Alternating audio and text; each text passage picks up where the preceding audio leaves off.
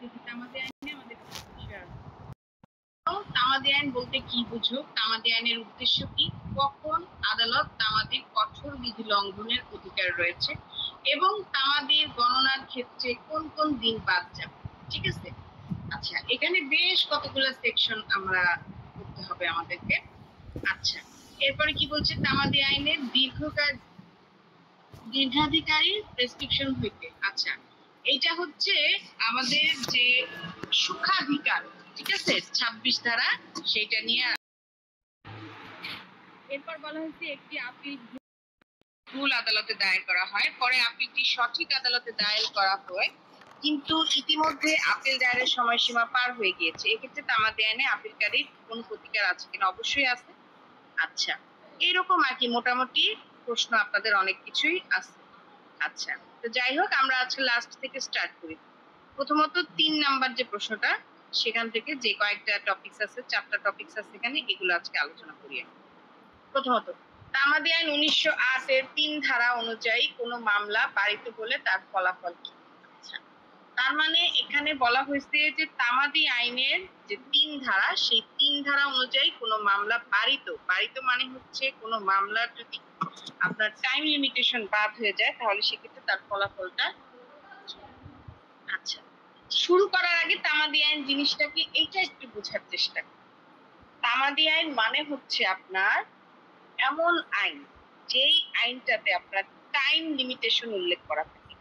কি উল্লেখ করা থাকে? টাইম লিমিটেশন এটার মধ্যে আমার উল্লেখ করা থাকে। অর্থাৎ আপনি কত বছরের মধ্যে মামলা করতে পারবেন, কত দিনের মধ্যে আপনি আপিল করতে পারবেন, দরখাস্ত দায়ের করতে পারবেন, এটার একটা লিমিটেশন এই আইনটাতে উল্লেখ করা থাকে।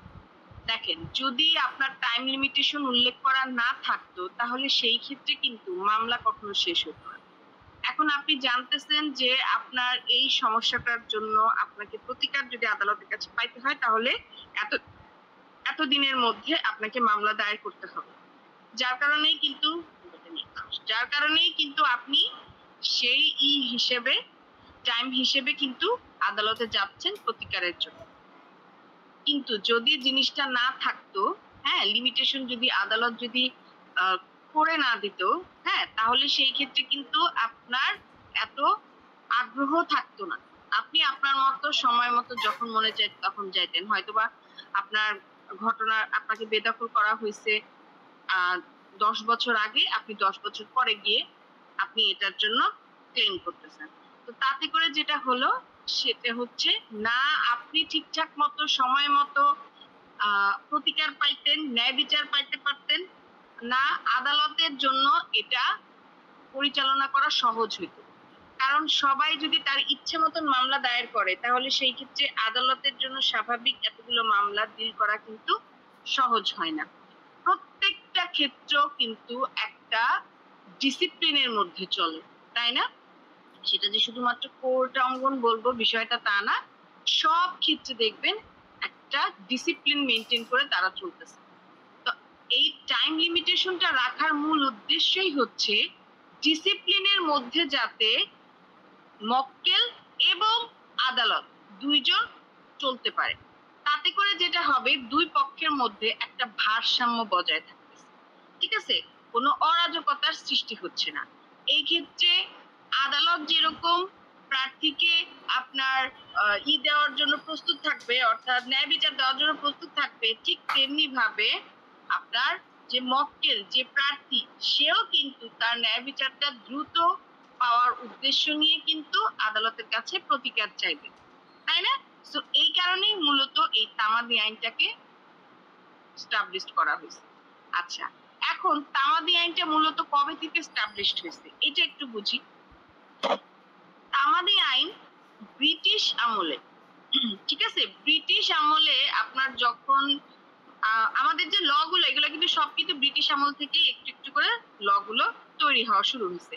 তো ওই সময় যখন এরকম কোনো প্রবলেম হইতো এবং সেটার কোনো টাইম লিমিটেশন দেওয়ার ছিল না, তো এই ক্ষেত্রে দেখা যাইতো যে অনেকেই আপনার, তখন তো আপনার জমিদারের একটা বিষয় ছিল, জমিদার আর প্রজা, তো দেখা যেত যে অনেকেই আপনার সঠিক যে ন্যায় বিচার সেটা পাইতো না এবং অনেকেই আপনার বঞ্চিত হইতো সবকিছু থেকে। আর আদালতের ক্ষেত্রেও এটা আপনার একটু কষ্টসাধ্য হয়ে যেত। তখন থেকেই আপনার একটু ক্ষুদ্র ক্ষুদ্র করে টাইম লিমিটেশন গুলো নির্ধারণ করা হয়েছে। কিন্তু এটা কিন্তু সঠিকভাবে আদালতে মনে করেন আইন হিসেবে কার্যকারিতা পায় না। আইন হিসেবে কার্যকারিতা পায় কখন?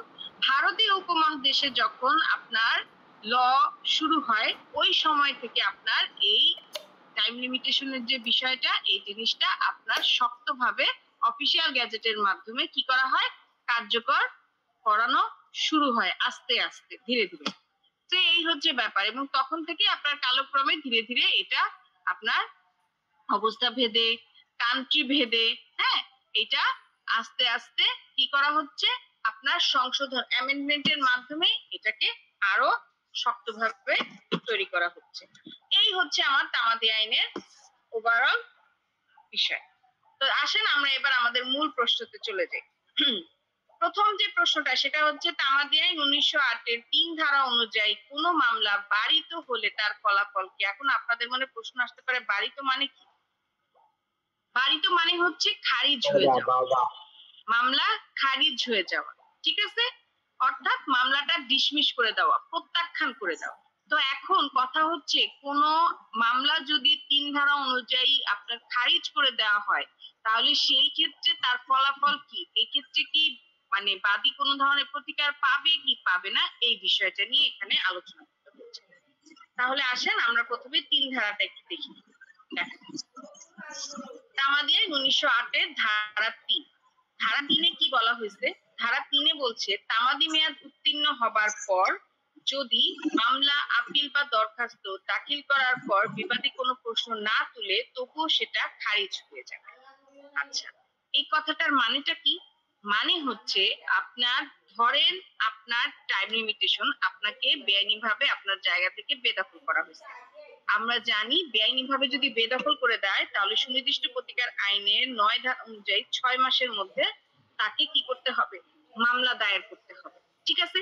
এখন যদি 6 মাস আপনার পার হয়ে ধরেন 6 মাস পার হয়ে আপনি 8 মাসে এসে পড়ছেন, তখন এসে যদি আপনি আদালতে মামলা করেন এবং এই ক্ষেত্রে বিবাদী যদি কোনো প্রশ্ন নাও তুলে, ঠিক আছে, যদি সে কোনো আপত্তিও না করে, ওকে, তাহলে সেই ক্ষেত্রে আদালত আপনার মামলাটা খারিজ করে দেবে। এখন আপনার মনে প্রশ্ন আসতে পারে আমি মামলা করছি বিবাদীর বিরুদ্ধে, বিবাদী পক্ষ আমার যে অপোনেন্ট পার্টি সে কোনো ধরনের কোনো ক্লেম করলো না, সে কোনো ধরনের আপত্তি জানাইলো না, আদালত বলার কি? এটাই হচ্ছে 3 ধারার মূল বক্তব্য।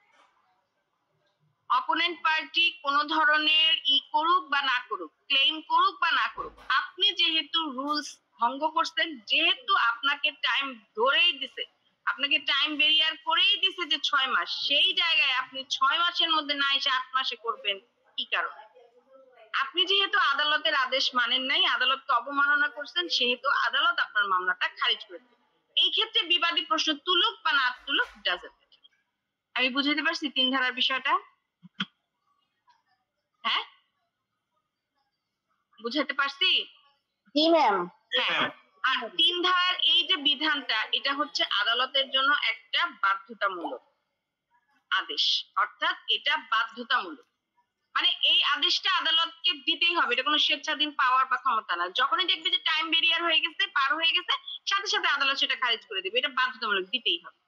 এখন প্রশ্ন হচ্ছে যদি আমাদের প্রশ্নটা কি চাইছে দেখেন তো, আমাদের প্রশ্ন চাইছে 3 ধারা অনুযায়ী যদি কোনো মামলা বারিত হয়ে যায় তাহলে তার ফলাফল কি, মানে বাদীর এখানে প্রতিকারটা কি, এই জিনিসটা জানতে চাইছে। তাহলে 3 ধারার বিষয়টা আমরা বুঝতে পারছি, কোন ক্ষেত্রে আদালত মামলাটা খারিজ করে দিবে আর কেন খারিজ করবে বুঝতে পারছি আমরা। হ্যাঁ, জি ম্যাম। হ্যাঁ, জি ম্যাম, বুঝতে পেরেছি।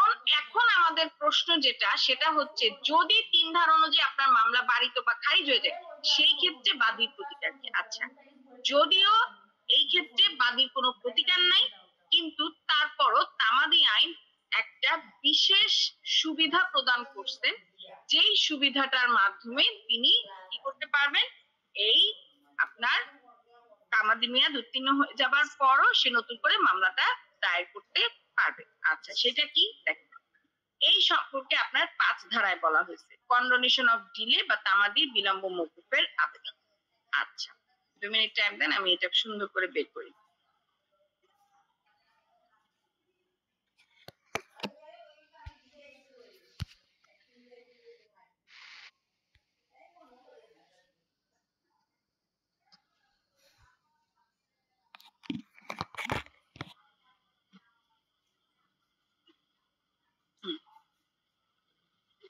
আচ্ছা, দেখতে পাচ্ছেন? স্ক্রিন দেখতে পাচ্ছেন?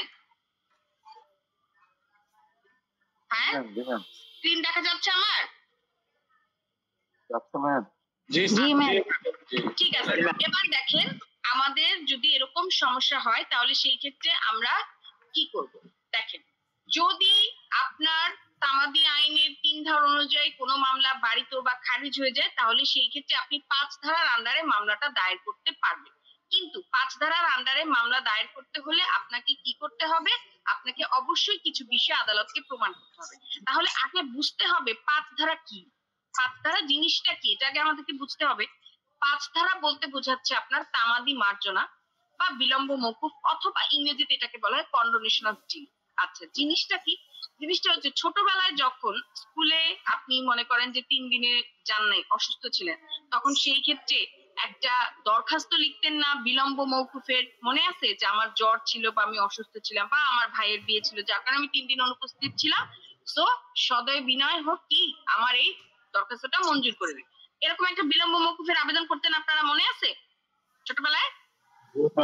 হ্যাঁ, ওই জিনিসটাই আদালতেও আপনি যখন কোনো মামলা টাইম লিমিটেশনের মধ্যে করতে পারবেন না সেই ক্ষেত্রে আপনি তার কাছে বিলম্ব মওকুফের একটা আবেদন করবেন। সেইটা কোন ক্ষেত্রে? সেইটা হচ্ছে ৫ ধারার আন্ডারে। দেখেন তাহলে ৫ ধারায় কি বলছে। সাধারণ অর্থে তামাদি শব্দের অর্থ হলো নির্ধারিত সময় অতিক্রম করা, অর্থাৎ নির্ধারিত সময়ের মধ্যেই আপনাকে মামলা করতে হবে। আইনের ভাষায় তামাদি শব্দের অর্থ হলো কোনো প্রতিকার প্রার্থনার উদ্দেশ্যে নির্ধারিত সময় অতিক্রম করা। যদি কোনো মামলায় তামাদি মেয়াদ শেষ হয়ে যায়, অর্থাৎ মামলার সংশ্লিষ্ট পক্ষ যদি নির্ধারিত সময়ের মধ্যে আদালতে মামলা করতে না পারে তখন সেই ক্ষেত্রে পরবর্তীতে আদালতের কাছে মামলার সংশ্লিষ্ট পক্ষ অর্থাৎ যেই পক্ষ মামলাটা দায়ের করতে ব্যর্থ হলো সেই পক্ষ উপযুক্ত কারণ দর্শানোর মাধ্যমে মামলা দায়ের করতে পারবেন। ক্লাস তো নিতেই হবে, কিছু করার নাই। অসুস্থ হইলে একটু লাভ আছে, ক্লাস নিতে হবে। বুঝতে পারছেন বিষয়টা? হ্যাঁ, জি ম্যাম। উপযুক্ত কারণ দর্শানোর মাধ্যমে আমাকে কি করতে হবে? আমি তামাদি মওকুফের আবেদন দায়ের করতে পারবো। আদালত সন্তুষ্ট হয়ে উক্ত বিলম্ব মওকুফের আবেদন মঞ্জুর করে যে আদেশটা দিবেন এটাই হচ্ছে তামাদি মার্জনা। অর্থাৎ আপনাকে যেমন ওই যে সেম আপনার জ্বর ছিল, আপনি অসুস্থ ছিলেন, এই কারণে আপনি নির্ধারিত সময়ের মধ্যে উপস্থিত হইতে পারেন না স্কুলে। এইটা যেমন সুন্দর করে আপনি উপস্থাপন করবেন দরখাস্তের মাধ্যমে, ঠিক তেমনি ভাবে আপনি কি করবেন? এই জিনিসটাও আপনার উপযুক্ত ইয়ের মাধ্যমে প্রমাণ করবেন। ঠিক আছে? উপযুক্ত কারণ দর্শানোর মাধ্যমে আপনি আদালতের কাছে কি করবেন? বিলম্ব মওকুফের আবেদন করবেন। এইটাই হচ্ছে আমাদের মূলত তামাদি মার্জনা। ওকে? হ্যাঁ, ঠিক আছে?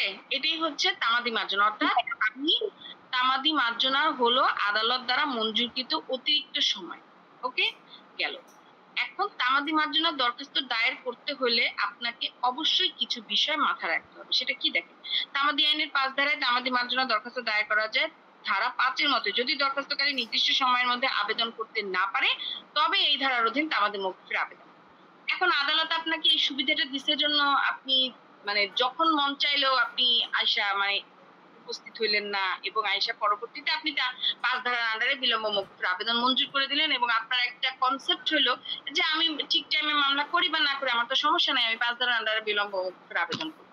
নো, আদালত এইভাবে আপনার বিষয়টা গ্রহণ করবে না কখনো। সেই ক্ষেত্রে আপনাকে কিছু বিষয় ফলো করতে হবে। দেখেন, সাধারণত আপিল, রিভিউ, রিভিশন এবং বিভিন্ন দরখাস্ত নির্ধারিত সময়ের মধ্যে দাখিল করতে হয়। যদি আইনে উল্লেখিত সময়ের মধ্যে দরখাস্ত দাখিল করতে না পারেন তবে তামাদি আইন ১৯০৮ এর ৫ ধারার অধীন বিলম্ব মওকুফের আবেদন করতে হবে। ওকে? নিম্নলিখিত ৫টা স্তরে অর্থাৎ শুধুমাত্র ৫টা গ্রাউন্ড আছে, এই ৫টা গ্রাউন্ডেই আপনি বিলম্ব মওকুফের আবেদন করতে পারবেন।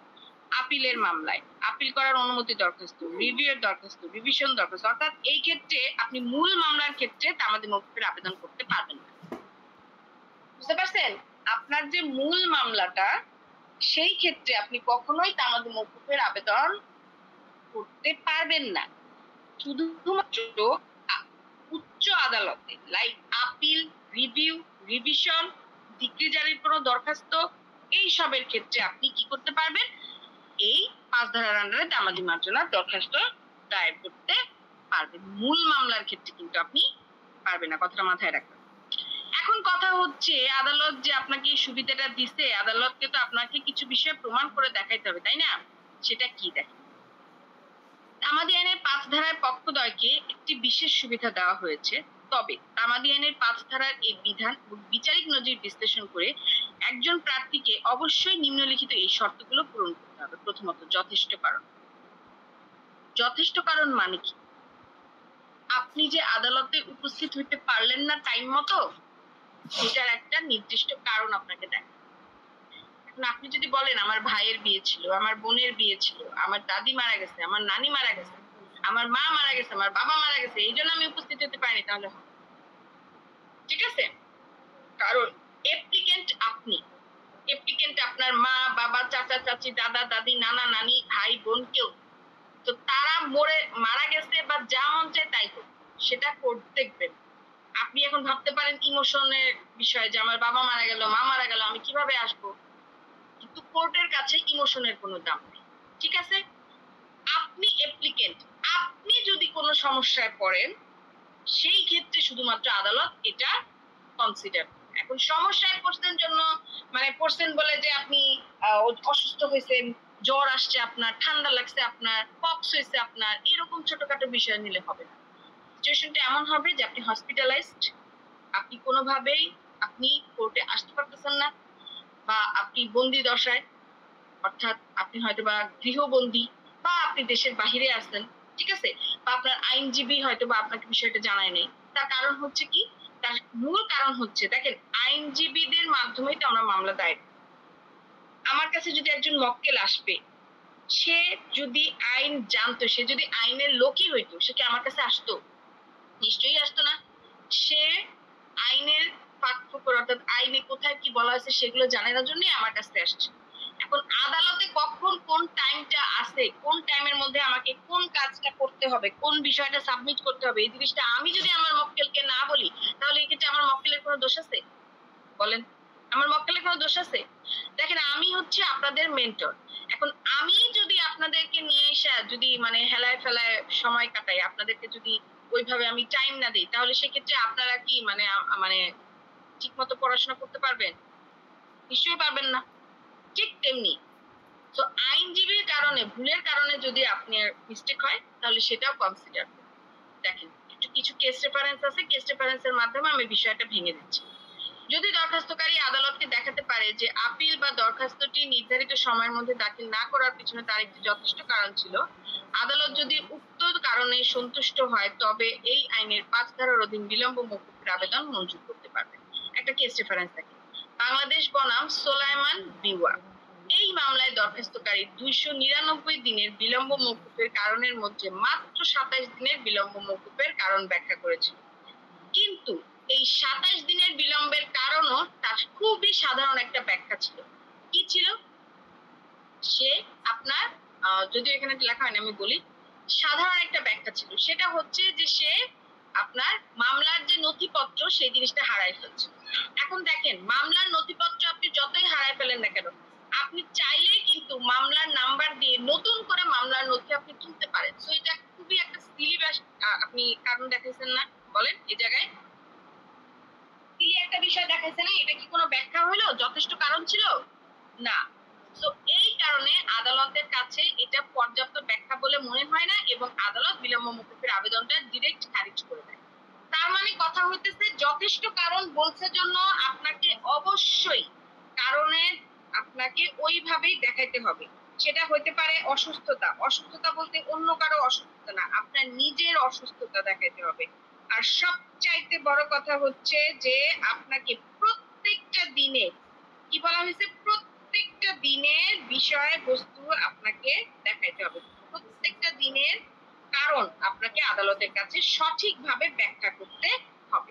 শুধুমাত্র তাহলেই আদালত আপনার এই আবেদনটা মঞ্জুর করবে। আরেকটা কেস রেফারেন্স দেখাই, ওটা দেখলে আপনাদের আরো বুঝতে সুবিধা হবে। এই যে দেখেন, আকুব আলী বনাম ফুলচাঁদ মামলা। এই মামলায় দরখাস্তকারী জন্ডিস রোগে আক্রান্ত থাকা অবস্থায় স্থানীয় কবিরাজের চিকিৎসাধীন ছিলেন। যদিও তার অসুস্থতার সমর্থনে কোনো সার্টিফিকেট তিনি দাখিল করতে পারেন নাই, তবু তবুও দরখাস্তকারী সরল বিশ্বাস এবং সন্তোষজনক উপায়ে তার দরখাস্ত দায়েরের 350 দিনের বিলম্ব মওকুফ হওয়ার কারণ ব্যাখ্যা করতে পারছে। অর্থাৎ প্রত্যেকটা দিনে 350 দিন মানে 350 একটা দিনের বিলম্ব মওকুফের কারণ তিনি ব্যাখ্যা করতে পারছেন এবং তারই ব্যাখ্যায় হাইকোর্ট বিভাগ সন্তুষ্ট হয়ে দরখাস্তকারী 350 দিনের বিলম্ব মওকুফের আবেদন মওকুফ করেছে। দেখেন, এখন আপনাদের মনে প্রশ্ন আসতে পারে, কবিরাজের কথায় আদালত এটা গ্রহণ করলো? এরকম মনে প্রশ্ন আসে না? আর জন্ডিস রোগ এই কারণে আদালত এটা গ্রহণ করলো? দেখেন, এই আইনটা যখন তৈরি হয়, এই আইনটা কিন্তু অনেক আগে নেয়, তাই না? 1908 সালে নেয়। ওই সময় অনেকেই আপনার এই ডাক্তার, হসপিটাল এসব চিনত, তাই না? স্থানীয় কবিরাজকেই তারা কি করতো? গণ্য করতো। এবং ওই সময় জন্ডিস রোগীটা কি? জন্ডিস রোগটা অনেক মারাত্মক একটা রোগ ছিল। জন্ডিস, কলেরা অর্থাৎ ডায়রিয়া, এগুলো হচ্ছে মারাত্মক একটা রোগ ছিল। তো এই জন্য এই জিনিসটাকে তখন আদালত গ্রহণ করছে। কিন্তু এখন এই 2025 সালে এসে যদি আপনি কবিরাজের কোনো একটা সার্টিফিকেট নিয়ে সেখানে যান, কষ্ট বিশেষ স্থানীয় কবিরাজের কোনো একটা মানে ডকুমেন্টস নিয়ে বা তারে উপস্থিত করায় যদি আপনি আদালতের কাছে বিলম্ব মওকুফের আবেদন মঞ্জুর করতে চান, আদালত সেটা গ্রহণ করবে? বলেন, করবে? জি ম্যাম, জি ম্যাম। কখনোই করবে না। এমনকি জন্ডিস রোগটাকে ওইভাবে দেখবে। বিষয়টা কি দেখেন, হ্যাঁ দেখবে না বলতে তা না, যখন আপনি খুব খারাপ পজিশনে চলে যাবেন এবং হসপিটালাইজ থাকবেন, অর্থাৎ হসপিটালে ভর্তি থাকবেন এবং আপনার যে মেডিকেল রিপোর্ট, সেই রিপোর্ট গুলা যদি আপনি শো করতে পারেন, পাশাপাশি আপনার যে ডক্টর, সেই ডক্টরের যদি স্বীকারোক্তি নিতে পারেন, তখনই আদালত সেটা করবে। তার মানে এখানে একটা জিনিস আপনারা এই দুইটা মামলা থেকে বুঝতে পারতেছেন যে যথেষ্ট কারণ মানে হচ্ছে অ্যাপ্লিকেন্ট, ঠিক আছে, যিনি দরখাস্ত করবেন, তিনি যদি মেজর কোনো বিপদে অর্থাৎ মেজর কোনো সমস্যার মধ্যে থাকেন, তার নিজের সমস্যা, সেটা হতে পারে অসুস্থতা, সেটা হতে পারে গৃহবন্দী বা দেশের বাহিরে ছিলেন, হ্যাঁ এরকম যেটাই হোক, তার অ্যাপ্লিকেন্টের সমস্যা হতে পারে, সেটা যদি সে সঠিকভাবে প্রমাণ করতে পারে এবং যেই কয়টা দিন তার বিলম্ব হয়েছে প্রত্যেকটা দিনের যথাযথ ব্যাখ্যা প্রমাণ সহ সে যদি দিতে পারে, শুধুমাত্র তখনই আদালত আপনার 5 ধারার এই বিলম্ব মওকুফের আবেদনটা মঞ্জুর করবে, আদারওয়াইজ বুঝছেন? হ্যাঁ, জি ম্যাম, বুঝতে পেরেছি। আচ্ছা, তার মানে যদি আপনি 5 ধারার সুবিধা পাইতে চান, আপনাকে যথেষ্ট কারণ যথাযথভাবে প্রমাণ করতে হবে। ঠিক তেমনি ভাবে অবহেলা, দরখাস্তকারী নির্ধারিত সময় দাখিল না করে পিছনে প্রার্থীর কোনো রকম অবহেলা বা ত্রুটি ছিল না, তারপর হচ্ছে প্রার্থীর কোনো ইচ্ছাকৃত ত্রুটি ছিল না, আইনজীবীর ভুলের কারণে তার এই সমস্যাটা হয়েছে, সে বন্দি দশায় ছিল, সরল বিশ্বাসে সে ইচ্ছাকৃত মানে সে জানতো না যে 6 মাসের মধ্যে তাকে কাজটা করতে হবে, ঠিক আছে, সে সরল বিশ্বাসে হয়তো বা লেট করে ফেলছে, এরকম অর্থাৎ এই বিষয়গুলো থাকতে হবে। টোটাল এখানে আপনার 5টা গ্রাউন্ডের কথা বলা হয়েছে। এই 5টা গ্রাউন্ড আপনি যদি যথাযথভাবে দেখাতে পারেন, শুধুমাত্র তখনই আদালত আপনার বিলম্ব মওকুফের আবেদনটা মঞ্জুর করবেন, আদারওয়াইজ না।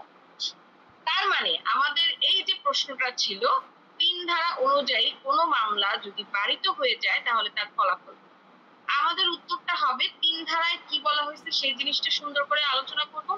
এরপরে আমাদের উত্তর হবে যে 3 ধারা অনুযায়ী যদি কোনো মামলা বারিত হয়ে যায় তাহলে সেই ক্ষেত্রে দরখাস্তকারী তামাদি আইন 1908 এর 5 ধারার আন্ডারে বিলম্ব মওকুফের আবেদন দায়ের করতে পারবেন। তবে এই ক্ষেত্রে তাকে কি করতে হবে?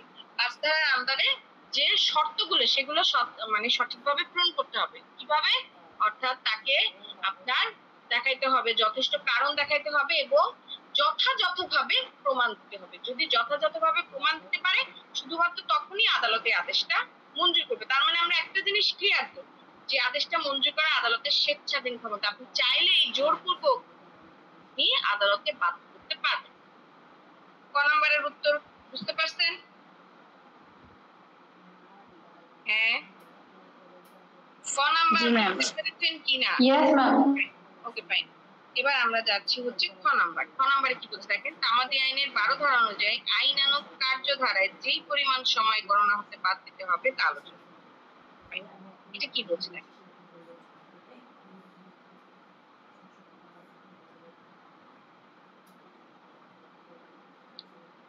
ওকে, এটা হচ্ছে আপনার 12 ধারা অনুযায়ী। এখন কথা হচ্ছে 12 ধারা জিনিসটা কি, এটা আগে আমাদেরকে বুঝতে হবে।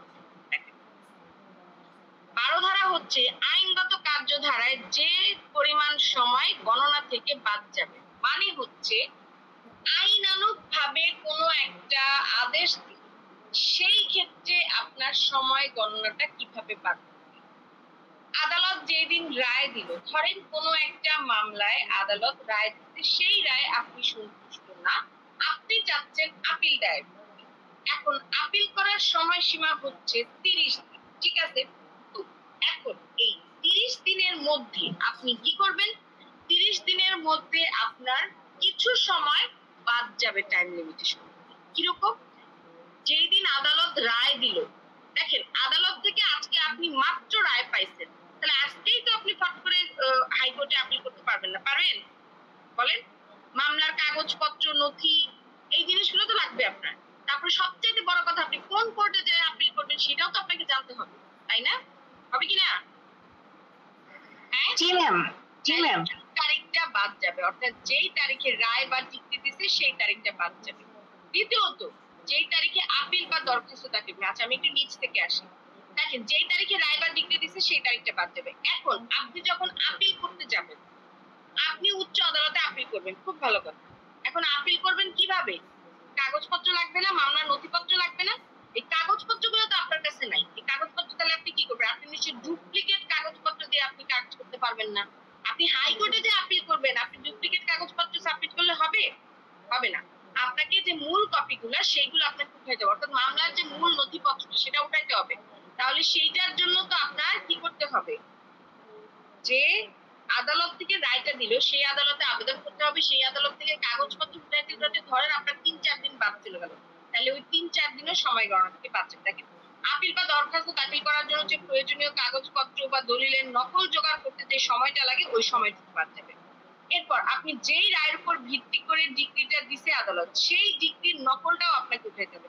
প্রথমত আপনার যে রায়টা হয়েছে সেই রায়ের নকলটা আপনাকে উঠাইতে হবে। দ্বিতীয়ত, আপনার যে মামলার নথিপত্র, কাগজপত্র, সেইটা আপনাকে উঠাইতে হবে। আপিল কেন করতে চাচ্ছেন সেটার যে কাগজপত্র, এগুলো তো আপনাকে রেডি করতে হবে। এই রেডি করার জন্য প্রয়োজনীয় কাগজপত্র, তারপরে যে সাক্ষ্য প্রমাণ, হ্যাঁ, এইগুলা, অর্থাৎ আপনি যে মূল মানে মূল রায়টার বিরুদ্ধে যে আপনি হাইকোর্টে আপিল করতে চাচ্ছেন, এটা তো একটা স্ট্রং এভিডেন্স আপনাকে দেখাইতে হবে যে আমার এই বিষয়টা ছিল কিন্তু এইটা আদালত দেখে নাই, এই জন্য সে রায় দিয়ে দিছে। তো এই জিনিসটা আপনাকে দেখাতে হবে না? আপনার কাগজপত্র তুলতেও তো আপনার সময় লাগবে, লাগবে না? তাহলে এই টাইম লিমিটেশনটাও আপনার তামাদি মেয়াদ গণনা থেকে বাদ যাবে। একটু বুঝাই। ধরেন আজকে কত তারিখ? 20 তারিখ, তাই না? জি ম্যাম, 20 তারিখ আজকে। আজকে 20 তারিখ। ধরেন আজকের ডেটে আপনাকে রায় দিচ্ছে আদালত, ঠিক আছে? ওকে। এখন আপনার আপিল করার টাইম লিমিটেশন হচ্ছে কত? 30 দিন। ভালো কথা। এই 30 দিনের মধ্যে আপনার, 30 দিন মানে কি? 1 মাস।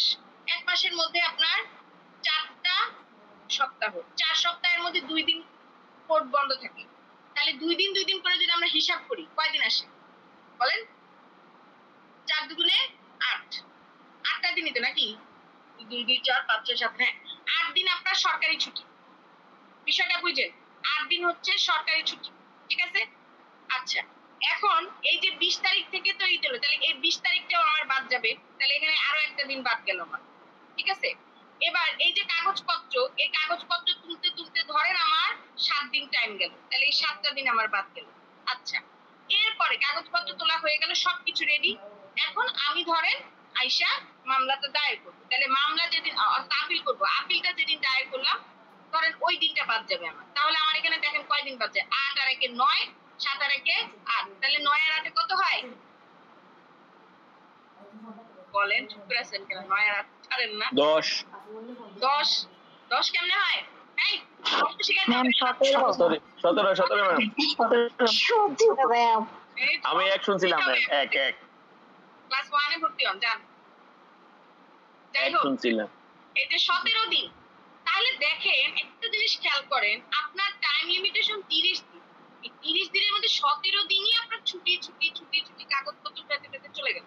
তাহলে সেই ক্ষেত্রে এখন কিভাবে, মানে 17 দিন যদি চলেই যায়, মানে অর্ধেক দিন চলেই গেছে, ঠিক আছে? আর 15 দিন আছে আপনার হাতে, 15 দিনও না, আরো কম। তাহলে এই কয়েকটা দিনের মধ্যে আপনি আপিল দায়ের করবেন, কারণ ওইখানেও তো আমার একটা টাইম লিমিটেশনের ব্যাপার আছে। আপিল দায়ের করার সাথে সাথে তো আমার আপিলটা গ্রহণযোগ্য হবে না, তাই না? আমি লয়ার ধরবো, হাইকোর্টের লয়ার ধরবো, তারপরে আমি আপিল দায়ের করার জন্য আপনার কোন কোর্টে করতে হবে সেইটা আমাকে দেখতে হবে, মামলার নথিপত্র রেডি করতে হবে, অর্থাৎ আপিলের জন্য পিটিশন দায়ের করতে হবে। আবার আমি যখন আদালতে জমা দিব সেই ক্ষেত্রে হয়তো আবার 2-3 দিন আমার টাইম লাগবে এটা এন্ট্রি হইতে। তাহলে এই ক্ষেত্রে আমার মানে সময়টা কই রে ভাই? তাহলে আমার সময়টা কই এবং আমার রায়টা মানে আদালত দিবেই বা কি? বিষয়টা এরকম না? তাইলে এই যে 17টা দিন, এই 17টা দিন আপনার টাইম গণনা থেকে বাদ দিয়ে দিবে আদালত। এই 17 দিন বাদ দিয়ে 30 দিন গণনা করা হবে। এবার বুঝছেন বিষয়টা? হ্যাঁ, জি ম্যাম। 17 দিন বাদ দিয়ে 30 দিন গণনা করা হবে। এবার ক্লিয়ার? ওয়ার্কিং ডে 30 দিন নাকি ম্যাম? হ্যাঁ, ওয়ার্কিং ডে 30 দিন নাকি? কি ওয়ার্কিং ডে 30 দিন নাকি? আপনার কথা বুঝি না।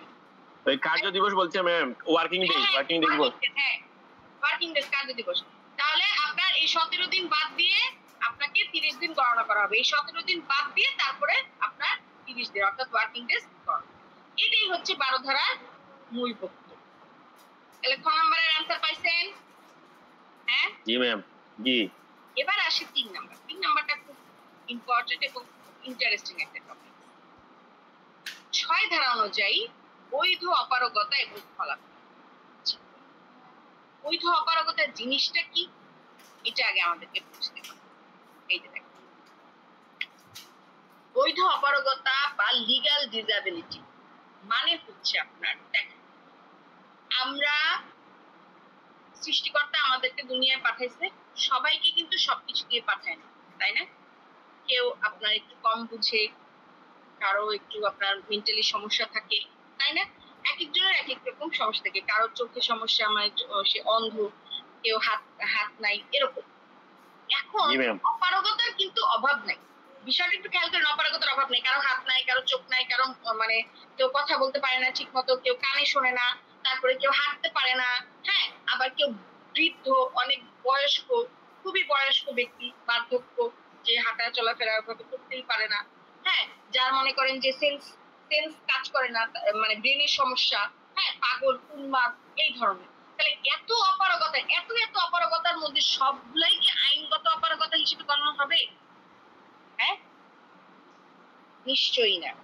তাহলে এত অপারগতার মধ্যে আদালত মোট 3টা অপারগতাকে আইনগত অপারগতা হিসেবে গণ্য করা হয়েছে। শুধুমাত্র এই 3টা অপারগতার ক্ষেত্রে আদালত কি করতে পারে, মামলাটা আপনার যে সময়টা টাইম লিমিটেশন সেইটাকে আপনার কনসিডার করতে পারবে। 3টা অপারগতা কি? নাবালক, মাইনরিটি, অর্থাৎ আমরা জানি 18 বছরের নিচে যারা সবাই নাবালক, সবাই মাইনর, তারা মামলা দায়ের করতে পারবে না। আচ্ছা, এরপর হচ্ছে ইনসেনিটি বা উন্মাদ, পাগল। আচ্ছা, এখানে একটা বিষয় আছে, সেটা হচ্ছে আপনার উন্মাদ বা পাগল, এইটা জন্মগতভাবে যারা উন্মাদ বা পাগল তাদের কথা বলতেছে, ওকে, এই বিষয়টা বলতেছে। অনেকে আছে পাগলের ঢং করে বা পাগলের করে, এই জিনিসগুলো হবে, ঠিক আছে? তারপর হচ্ছে জড়বুদ্ধি সম্পূর্ণ, আইডিসি, অর্থাৎ ওই যে কিছু অটিজম ব্যক্তি থাকে না, যাদের মনে করেন বয়স বেশি, হ্যাঁ, কিন্তু তাদের স্বভাব চরিত্র হচ্ছে বাচ্চা সুলভ, এরকম আছে না কিছু মানুষ আমাদের পৃথিবীতে? এই হচ্ছে মানুষগুলা। অর্থাৎ এই ধরনের 3 ধরনের এই অপারগতাকে আদালত কি বলছে, আইনগত অপারগতা বা লিগ্যাল ডিসেবিলিটি হিসেবে গণ্য করা হয়েছে। এখন লিগ্যাল ডিসেবিলিটি হয়েছে তো কি হয়েছে, এই জিনিসটা আমাদেরকে জানতে হবে। এটা হচ্ছে এই 3টে অপারগতার যে কোনো একটা অপারগতায় যদি কেউ থেকে থাকে, তাহলে সেই ক্ষেত্রে ওই ব্যক্তির টাইম লিমিটেশনটা আমাদের মেয়াদ গণনা থেকে বাদ যাবে যতদিন সে সুস্থ না হয়। ধরেন আপনাকে বেআইনিভাবে বেদখল করে দেওয়া হয়েছে আপনার জায়গা থেকে, আপনাকে 6 মাসের মধ্যে আদালতে মামলা করতে হবে। এখন আপনি এই 3টে অপারগতার যে কোনো একটা অপারগতায় আছেন, তাহলে এখন আপনি তো নিজেই তো সুস্থ না। এখানে আমরা বলতেছি মানে মূলত এটাকে অসুস্থ হিসেবে ধরে নেওয়া হচ্ছে। এখন আপনি তো নিজেই সুস্থ না, সবার আগে তো মানুষের হেলথ, তাই না? আপনি আপনি আগে যদি বেঁচে না থাকেন সুস্থভাবে, তাহলে সেই ক্ষেত্রে আপনি জায়গা জমি দিয়ে কি করবেন, টাকা পয়সা দিয়ে কি করবেন বলেন? লাভ আছে? নিশ্চয়ই না। আগে তো আপনাকে নিজেকে বাঁচতে হবে। তো আপনি যতদিন সুস্থ না হচ্ছেন ততদিন পর্যন্ত আপনার তামাদি মেয়াদ গণনা করতে এই 6 মাসটা গণনা হবে না। এখন আপনার যদি 2 বছর 3 বছরও হয়ে যায় কোনো সমস্যা নেই। আপনি সুস্থ হওয়ার পর থেকেই তামাদি মেয়াদ গণনাটা শুরু। এটাই হচ্ছে 6 ধারার মূল বক্তব্য। এইটুকু বুঝতে পারছেন? জি ম্যাম। আচ্ছা ঠিক আছে। এবার আসি 6 ধারায় মূলত কি বলছে। এখানে 3টা কথা বলছে, একটু মন দিয়ে শুনুন। যখন মামলার ডিক্রিজারির দরখাস্ত দাখিলের অধিকারী ব্যক্তি যেই সময় থেকে তামাদি মেয়াদ গণনা করতে হবে সেই সময় নাবালক উন্মাদ বা জড়বুদ্ধি সম্পূর্ণ থাকে, তাহলে উক্ত অপারগতার অবসানের পর তামাদি মেয়াদ গণনা শুরু হবে, যেটা একটু আগে আমি বুঝিয়ে বললাম। শেষ। আর এটা বললাম। দ্বিতীয়ত, যে ক্ষেত্রে একটি অপারগতার অবসানের পর কোনো ব্যক্তি অপর একটি অপারগতায় পতিত হয়, সেক্ষেত্রে উভয় অপারগতার অবসানের পরে তামাদি মেয়াদ গণনা শুরু হবে। মানে কি, আপনি নাবালক ছিলেন যখন কজ অফ অ্যাকশন অ্যারাইজ হয়েছে, ওই সময় আপনি নাবালক ছিলেন। ধরেন আপনার সেই সময় 17 বছর ছিল। 17 বছর ছিল যেহেতু, তো 6 মাস কাউন্ট হবে না, স্বাভাবিক। তো 1 বছর পর আপনার আপনি নাবালকত্ব অর্জন করছেন, 18 বছরে পূর্ণ করছেন, অর্থাৎ 1 বছর পর আপনি কি করতে পারবেন, মামলা দায়ের করার জন্য যোগ্য হইলেন। ঠিক আছে? এখন 18 বছরে পা দেওয়ার পরে আপনি কি হলেন, আপনি স্মৃতিশক্তি হারাই গেল আপনার, অর্থাৎ আপনি উন্মাদ বা পাগল হয়ে গেলেন, এরকম কিছু একটা সমস্যা আপনার হইল। ঠিক আছে? অনেক সময় মানুষ, সুস্থ মানুষ, আপনার জন্মগত ভাবে না, সুস্থ মানুষ অনেক সময় পাগল হয়ে যায় না, যায় না? কোনো একটা ট্রমা, কোনো একটা কিছুতে শকড হয়ে বা কোনো একটা অ্যাক্সিডেন্টের মাধ্যমে সে জি পাগল ম্যাম। হয়ে যায় না হয়তো। আচ্ছা, তাহলে যদি এরকম হয়, তাহলে সেই ক্ষেত্রে যতদিন পর্যন্ত আপনি সুস্থতা না অর্জন করতেছেন, সুস্থ না হচ্ছেন, ততদিন পর্যন্ত আপনার তামাদি মেয়াদ গণনা স্থগিত। অর্থাৎ আপনি কিন্তু 18 বছরে পা দিছেন, 18 বছরে পা দিছেন মানে তখনই আপনার মামলার সময়সীমা স্টার্ট হওয়ার কথা, কিন্তু 18 বছরে পা দেওয়ার সাথে সাথেই আপনি আবার কি হয়ে গেছেন, পাগল হয়ে গেছেন। তাহলে পাগল হয়ে গেলে, যেহেতু আদালতের একটা ব্যারিয়ার আছে যে পাগল ব্যক্তি মামলা পরিচালনা করতে পারবে না, সেহেতু আপনি যতদিন পর্যন্ত সুস্থ সবল ব্যক্তি না হচ্ছে ততদিন পর্যন্ত আপনার টাইম লিমিটেশনটা অফ থাকবে। অর্থাৎ 18 বছর, এখানে তাহলে 6 মাস ছিল, 6 মাসের জায়গায় নাবালকত্বের কারণে 1 বছর পার হয়ে গেল, 18 বছর আসলে না। ঠিক আছে? 16 বছর 17 বছর বয়সে আপনার কজ অফ অ্যাকশন অ্যারাইজ হয়েছে। এরপরে 18 বছরে পা দেওয়ার পরে আপনি আরো 2 বছর পাগল ছিলেন, তাহলে 2 বছর মানে হচ্ছে 20 বছর পর্যন্ত আপনি পাগল ছিলেন। 21 বছরে আপনি সুস্থতা হয়েছে, পুরোপুরি সুস্থ হয়েছে। তাইলে এই দেখেন, আপনার কিন্তু টাইম লিমিটেশন শুরু হয়েছিল 17 বছর বয়সে 6 মাস। তাহলে এই 6 মাসটা বাদ, এটা আর তখন গণ্য হবে না। আপনি যখন 21 বছরে পা দিলেন, পুরোপুরি সুস্থতা অর্জন করলেন, তখন আপনার টাইম লিমিটেশন শুরু। এরপরে টাইম লিমিটেশনের প্রশ্ন যদি আসছে, সেই ক্ষেত্রে আপনার কি 6 মাসই ধরাবেন না, সেই ক্ষেত্রেও আপনার একটা বিষয় আছে 3 বছর। যেহেতু আপনি অসুস্থতা থেকে মাত্র সুস্থ হয়েছেন, সেই ক্ষেত্রে আপনার আরো মানে মেডিকেল সমস্যা থাকতেই পারে, তাই না? এরকম। তো পুরোপুরি যাতে আপনি নিজেকে সুস্থ করে নিয়ে তারপরে মামলাটা পরিচালনা করতে পারেন, এই কারণে আপনাকে আদালত আরো টাইম বাড়ায় দিচ্ছে, 3 বছরের টাইম। ঠিক আছে? এই ক্ষেত্রে আপনার মানে আগে কত টাইম লিমিটেশন ছিল, 6 মাস ছিল না 6 বছর ছিল, এটা আদালতের দেখার বিষয় না। এটা শুধুমাত্র 3 বছরই আপনাকে কাউন্ট করতে হবে। এই যে দেখেন, আমাদের মেয়াদ হবে 3 বছর। বুঝছেন? মানে এটা কি সুস্থ হবার পরে? হ্যাঁ হ্যাঁ হ্যাঁ, সুস্থ হবার পরে। মানে এখানে খুব বড় একটা সুবিধা দিছে আর কি, যারা লিগ্যাল ডিসেবিলিটি তাদের জন্য বড় একটা সুবিধা দিছে আদালত। আচ্ছা গেল। 3 নম্বরে হচ্ছে কোন ব্যক্তি যদি মৃত্যু পর্যন্ত অপরাধ করে, এখন দেখেন পাগল হয়েছে, সবাই তো আর লাক ভালো না, সবাই তো আর মানে সুস্থ হয়ে যায় না, তাই না? ওই আপনার সিনেমাতেই হয়, এই যে মানে স্মৃতিশক্তি হারায় ফেলে, আবার অ্যাক্সিডেন্ট করে, আবার স্মৃতিশক্তি ফিরে আসে, এগুলা সাধারণত সিনেমাতেই, এগুলা ওই বাস্তবে কমই হয়ই না বলতে গেলে। তো এখন ধরেন আপনি পাগল বা অসুস্থ থাকা অবস্থায় আপনি মারা গেলেন, এখন তাহলে কি হবে? বা আপনি নাবালক অবস্থায় মারা গেলেন। ঠিক আছে? নাবালক অবস্থায় ধরেন আপনি মারা গেলেন, হয় আপনাকে মেরে ফেলা হয়েছে বা আপনি মনে করেন যে অসুস্থতার কারণে মারা গেছেন, তখন সেক্ষেত্রে কি হবে? সেই ক্ষেত্রে আপনার যারা বৈধ প্রতিনিধি, তারা মামলাটা পরিচালনা করবে, অর্থাৎ আপনার ছেলে মেয়ে, এরা স্ত্রী, ওনারা মামলাটা পরিচালনা করবে। সেক্ষেত্রে আপনার ছেলে মেয়ে তারা যখন আপনার নাবালকত্ব থেকে সাবালকত্ব অর্জন করবে সেক্ষেত্রে মামলা প্রযোজ্য। এখন কথা হচ্ছে একজন ব্যক্তি নাবালক অবস্থায় মারা গেছে, অর্থাৎ তার কোনো মানে সন্তান সন্ততি স্ত্রী স্বামী কিছুই নেই, তখন সেই ক্ষেত্রে তার মামলাটা কে পরিচালনা করবে? সেই ক্ষেত্রে তার মামলাটা পরিচালনা করতে পারবে হচ্ছে তার যে গার্জিয়ান, অর্থাৎ তার ভাই বোন মা বাবা এরা। বুঝতে পারছি? হ্যাঁ জি ম্যাম। আচ্ছা, জি ম্যাম। এই হচ্ছে মোরওভার আমার 6 ধারা বা লিগ্যাল ডিসেবিলিটির কথা। এখানে আমার 3 ধরনের অপারগতার কথা বলা হয়েছে, যেই ক্ষেত্রে তারা পুরোপুরি সুস্থ না হওয়া পর্যন্ত তামাদি মেয়াদ গণনা শুরু হবে না, এবং সুস্থ হওয়ার পরে তামাদি মেয়াদ হবে আপনার 3 বছর। আর এই 6 ধারাটা শুধুমাত্র মূল মামলা এবং ডিক্রি জারির আবেদনের ক্ষেত্রে প্রযোজ্য। আপিল, রিভিউ, রিভিশন এসবের ক্ষেত্রে প্রযোজ্য নয়। একটা জিনিস খেয়াল করছেন, 5 ধারা আপনার মূল মামলা বাদ দিয়ে বাকি সব ক্ষেত্রে প্রযোজ্য। তো 6 ধারাটা আপনার কি বলা হয়েছে, মূল মামলার ক্ষেত্রেই প্রযোজ্য, কিন্তু অন্যান্য ক্ষেত্রে প্রযোজ্য না। কেন বলছে বলেন তো? তার কারণ হচ্ছে আপনার এই যে মানে মূল মামলা যদি আপনি করেই ফেলেন তাহলে সেক্ষেত্রে তো আপনাকে আর নাবালক বলা যায় কি? যায় না। তাহলে সেই ক্ষেত্রে কি কারণে আপনি আপিল, রিভিউ, রিভিশনের সময় আবার নিজেকে এই আইনগত অপারগতার মধ্যে ফালাবেন, তাই না? এই জন্য। আচ্ছা, তো এই হচ্ছে আমাদের 3 নাম্বার প্রশ্ন। 3 নাম্বার প্রশ্ন নিয়ে কোনো সমস্যা আছে? জি না ম্যাম। আচ্ছা, ঘ নাম্বার প্রশ্ন অলরেডি আমি দিয়ে দিছি, এই যে দেখেন, মামলা করার অধিকার অর্জনের পূর্বেই যদি কেউ মৃত্যুবরণ করে, এই যে যেটা অলরেডি বললাম আমি, যে কোনো ব্যক্তি যদি মৃত্যু পর্যন্ত অপারগ থাকে তাহলে তার আইনানুগ প্রতিনিধি ওই ব্যক্তির মামলাটা পরিচালনা করবে তার মৃত্যুর পরে, ঠিক আছে?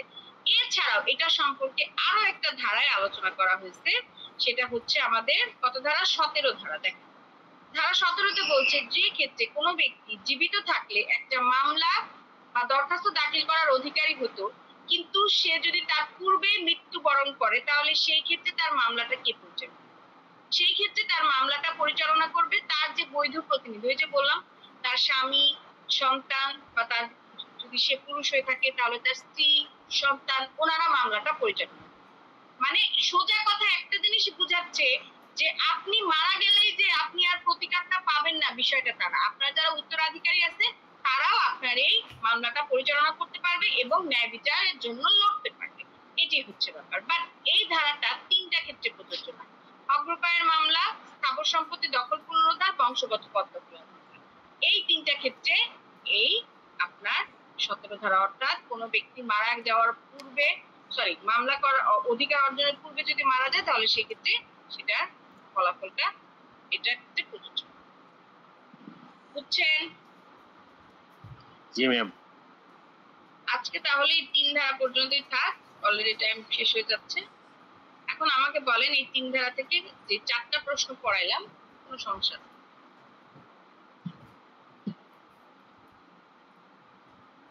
না, আমার একটা প্রশ্ন ছিল, সেটা হচ্ছে বলেন। সর্বোচ্চ তামাদি মেয়াদটা আসলে কতদিন? আপনি একটু জোরে বলেন, আমি আপনার কথা বুঝি। সর্বোচ্চ তামাদি মেয়াদ আসলে কতদিন? সর্বোচ্চ তামাদি মেয়াদ কত? এটা তো অবস্থা বুঝে, এটা তো ওইভাবে বলা যাবে না।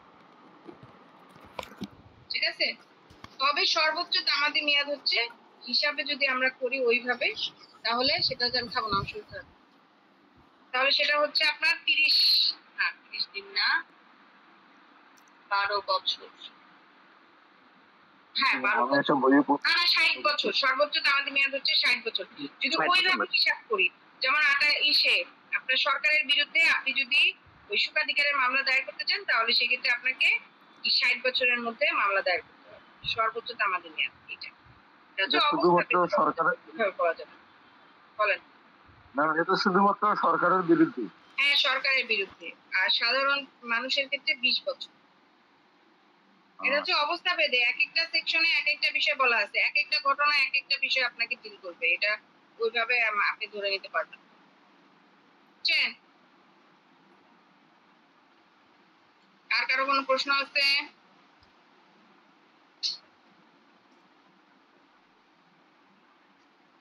প্রশ্ন আছে কি আর কারো? ওকে, যদি কোনো প্রশ্ন না থাকে তাহলে ক্লাসটা লিভ নিতে চাচ্ছি। ঠিক আছে? জি ম্যাম। জি ম্যাম, ধন্যবাদ ম্যাম, অনেক সুন্দর আমাদের ক্লাসে পড় দেওয়ার জন্য। আপনাদেরকে ধন্যবাদ।